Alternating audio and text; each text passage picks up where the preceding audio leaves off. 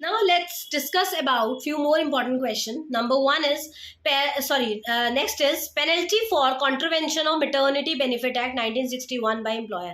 मैं फिर आप लोगों को बता दूं कि मैं ये जो important topics है वो 6 के 6 एक्ट के मिक्स्ड टॉपिक्स करा रही हूँ. मैं इंडिविजुअल सेग्रीगेटेड टॉपिक्स नहीं करा रही हूँ, मिक्स करा रही हूँ. मिक्स कराने का मतलब ये है कि यही क्वेश्चन पेपर में आने हैं, तो हम सीधा सीधा एक्ट्स पे नहीं जाकर इन क्वेश्चन को तैयार करेंगे क्योंकि हमारे पास दिन बहुत कम है एग्जाम्स में. तो penalty for contravention of maternity benefit act 1961 by employer. क्या पेनल्टी मिलती है अगर मैटरनिटी बेनिफिट एक्ट 1961 का उल्लंघन कर दिया जाए? मैटरनिटी बेनिफिट एक्ट एक ऐसा एक्ट है जो कंसीव लेडीज को, जिनको बेबीज होने वाला है, जिनको बेबीज हुए हैं, उन लेडीज को क्या प्रोविजंस मिलते हैं गवर्नमेंट की तरफ से, उनके लिए क्या क्या फैसिलिटीज दी हैं गवर्नमेंट ने इस एक्ट के थ्रू, उन चीज़ों को अगर कोई एम्प्लॉयर नहीं मानता है तो उसकी क्या पेनल्टी है. तो अगर कोई एम्प्लॉयर फेल हो जाता है पे करने के लिए अमाउंट मैटरनिटी बेनिफिट एक्ट के अंडर किसी विमेन को, या उसको जॉब से हटा देता है, तो उसको क्या पेनल्टी मिलती है? On account of her absence in work he shall be punishable with imprisonment which shall not be less than 3 months. कम से कम उसे 3 महीने की सजा मिलेगी, जो कि 1 साल तक एक्सटेंड हो सकती है. और फाइन देना पड़ेगा नॉट लेस देन 2000, कम से कम 2000 का और ज़्यादा से ज़्यादा 5000 का. तो कोई भी एम्प्लॉयर अगर अपने एम्प्लॉय, विमेन एम्प्लॉय को, जो कि मैटरनिटी बेनिफिट एक्ट के अंडर आती है, उसको, अब वो उसके ग्राउंड्स क्या है कि वो मैटरनिटी बेनिफिट एक्ट में आए, वो इतना आसान नहीं है, उसके बारे में भी हम पढ़ेंगे जब हम एक्ट पढ़ेंगे. तो उस केस में उसको कम से कम एम्प्लॉयर को 3 महीने की सजा और ज़्यादा से ज़्यादा 1 साल की होगी, और फाइन उसको लगेगा कम से कम 2000 का और ज़्यादा से ज़्यादा 5000 का. तो ये पेनल्टी है अगर कोई इंसान मैटरनिटी बेनिफिट एक्ट में, जो लेडी है उसको ये करते हैं, इस एक्ट का बेनिफिट नहीं लेने देते, तो या उसको हटा देते हैं. Now next question is strike के कॉन्स्टिट्यूशनल राइट? अब ये कुछ भी आ सकता है, कॉन्स्टिट्यूशनल आ सकता है, फंडामेंटल आ सकता है, लीगल आ सकता है, कुछ भी वो आपसे पूछ सकते हैं कि क्या स्ट्राइक कॉन्स्टिट्यूशनल राइट है. अगर तो कॉन्स्टिट्यूशनल राइट आएगा आप बोलेंगे नो. फंडामेंटल राइट आएगा नो. अगर आया लीगल राइट आप बोलेंगे यस. तो इसका आंसर भी यही है कि इन इंडिया जो राइट टू स्ट्राइक है वो ना ही तो कॉन्स्टिट्यूशनल राइट है, ना ही फंडामेंटल राइट है, but yes it is a legal right. Legal provisions दिए गए हैं स्ट्राइक के लिए, आप स्ट्राइक कर सकते हैं, legally it is allowed. In India right to protest is a fundamental right, but right to strike is not a fundamental right but a legal right, and a statutory restriction is attached in Industrial Dispute Act 1947. Strike is legal if it is not violating any provision of statute. अगर आपके statute का कोई provision violet नहीं कर रहा strike, तो strike legal है. ये एक स्टैच्यूटरी राइट है, sorry not a fundamental right, it is a statutory right, it is legal right. Strike means concerted stoppage of work by workers. Workers जब काम करने के लिए मना कर देते हैं तो, और प्रोटेस्ट करते हैं किसी चीज़ के लिए, उसको हम स्ट्राइक कहते हैं. और लेबर अपने हक के लिए लड़ते हैं यहाँ पर, और स्ट्राइक को रिकॉग्नाइज किया गया है. बस वो थोड़ी पीसफुल होनी चाहिए, उसमें कोई वायलेंस नहीं होना चाहिए. Next very important topic is closure. What do you mean by closure? CLOSURE, closure. Closure, अभी तक हमने रिट्रेंचमेंट पढ़ा, ले ऑफ पढ़ा, लॉकआउट पढ़ा, अब now what is closure? Closure means permanent closing down of business, of place of employment और part thereof. या तो पूरे के पूरे बिजनेस को बंद कर देना हमेशा के लिए, या उसका कुछ हिस्सा बंद कर देना, कोई डिपार्टमेंट बंद कर देना, बट परमानेंटली. ठीक है. Closure is shutting down of an establishment permanently where employers and employees are equally affected, जहां पर एम्प्लॉयर और एम्प्लॉय का दोनों का बराबर का नुकसान होता है. In industrial dispute act 1947 originally does not contain the provision of closure of industry. इसमें कोई क्लोजर ऑफ इंडस्ट्री का प्रोविजन था नहीं 47 में, बट 1957 में डाल दिया गया. सुप्रीम कोर्ट की एक जजमेंट हुई थी हरिप्रसाद शिव शंकर वाले केस में, जिसके अंदर उन्होंने इसका प्रोविजन क्लोजर का डाल दिया था. आफ्टर मेनी अमेंडमेंट्स ये फाइनल प्रोविजन आया कि परमानेंट क्लोजिंग ऑफ बिजनेस को क्लोजर कहा जाता है.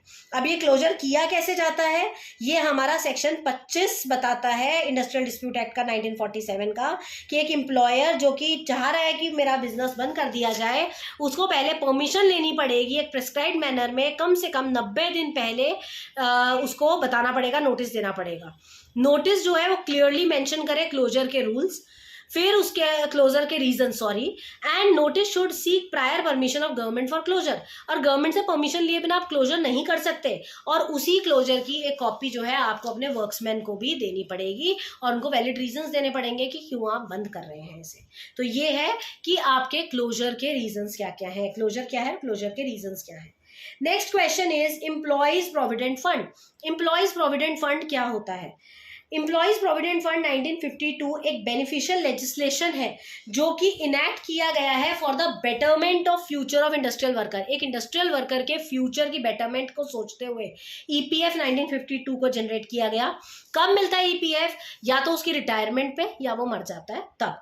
तो this act is enacted as a social security measure. ये सोशल सिक्योरिटी मेजर है जो under the grounds of retirement benefit के अंडर आता है ये, और ये एक नॉन विड्रॉएबल फाइनेंशियल बेनिफिट है। नॉन विड्रॉएबल मतलब आप जीते जी इसको नहीं निकाल सकते, निकाल सकते हैं तो सिर्फ रिटायरमेंट के बाद। आइदर आप इसको रिटायरमेंट के बाद निकाल सकते हैं या आप इसको आपके मरने के बाद आपके डिपेंडेंट्स इसको निकलवाएंगे। It aims to provide a kind of social security. इसका एम क्या है? इंडस्ट्रियल वर्कर को सिक्योरिटी प्रोवाइड करना। जैसे मैं कहीं काम कर रही हूँ, अब मुझे पता है कि मेरे जाने के बाद मेरे घर वालों को कोई परेशानी नहीं होगी, मेरे जो प्रोविडेंट फंड है और जो मेरी पेंशन स्कीम है वो सारी की सारी उसका जो पैसा है वो इन लोगों को मिल जाएगा, तो मैं भी शांत हो जाऊंगी थोड़ा सा। तो रिटायरमेंट और old age benefit such as provident fund, family pension, superannuation pension, invalidation pension, ये सारे आपको सारे नाम ना भी याद रहे, एक दो डाल देना बस। It is for the intent to protect the interest of workers recruiting in factories and other establishment. हम कहीं पर भी काम कर रहे हैं, फैक्ट्री में काम कर रहे हैं, किसी और जगह पर काम कर रहे हैं, अगर हमें इन सब चीज़ों के बेनिफिट्स मिलते हैं तो हमारे को फ्यूचर सिक्योरिटी दिखती है कि हमारी फैमिली के लिए, हर कोई फैमिली के लिए काम कर रहा है तो फैमिली की सिक्योरिटी दिखाई देती है, तो हम लोग शांत होकर काम करते हैं। तो ये उसी के लिए है।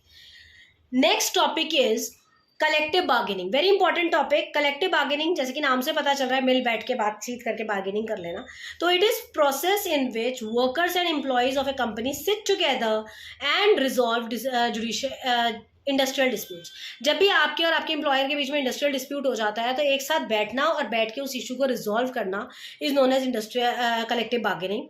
और इसमें जो बार्गेनिंग होती है वो किस वे में होती है? डिस्कशन एंड सेटलमेंट्स के फॉर्म में। It is right of every worker, ये हर वर्कर का राइट है। इसके अंदर unionisation, negotiation, administration, hours of work, pay and working condition, सब पे बात की जा सकती है। हमारे घंटे क्यों बढ़ा दिए, हमारी पे क्यों कम कर दी, और हमारे को है हाइजीन कंडीशंस पे काम नहीं रखा जा रहा, ये कोई भी इशू हो सकता है इसके अंदर। It is bipartite process. Bipartite means जिसमें 2 पार्टी इन्वॉल्व है। ट्राईपेट्राइट मीन्स जिसमें 3 पार्टी इन्वॉल्व होती है। तो इसमें 2 पार्टी इन्वॉल्व है, एम्प्लॉयर और एम्प्लॉय, को थर्ड पर्सन को आने का अधिकार नहीं है यहाँ पर। And as per ILO manual, negotiations about working conditions and terms of employment between an employer and employee to reach an agreement। ये डेफिनेशन है कलेक्टिव बार्गेनिंग की। ILO बोलता है कि ये एक तरह का नेगोशिएशन है जो वर्किंग कंडीशन और टर्म ऑफ एम्प्लॉयमेंट के ऊपर डिस्कशन करना होता है। कलेक्टिव बार्गेनिंग के लेवल्स होते हैं, आपको पता है 4 लेवल है कलेक्टिव बार्गेनिंग के। पहला है नेशनल लेवल पे बार्गेनिंग करना, दूसरा है इंडस्ट्रियल लेवल पे बार्गेनिंग करना, थर्ड इज कॉर्पोरेट लेवल पे बार्गेनिंग करना, और फोर्थ इज प्लांट लेवल पे बार्गेनिंग करना। लेवल्स हैं जैसे हमारे सेशन कोर्ट, हाई कोर्ट और सुप्रीम कोर्ट होता है ना, इसी तरीके से।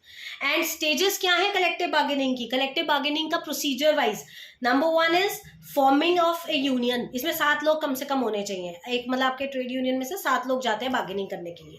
फिर चार्टर ऑफ डिमांड्स, उनके सामने डिमांड का चार्टर रखा जाता है पूरा। फिर नेगोशिएशंस होते हैं इनके आपस में। स्ट्राइक्स तक बात अगर जाती है तो स्ट्राइक्स की जाती है, और लास्ट में कंसीलिएशन होता है।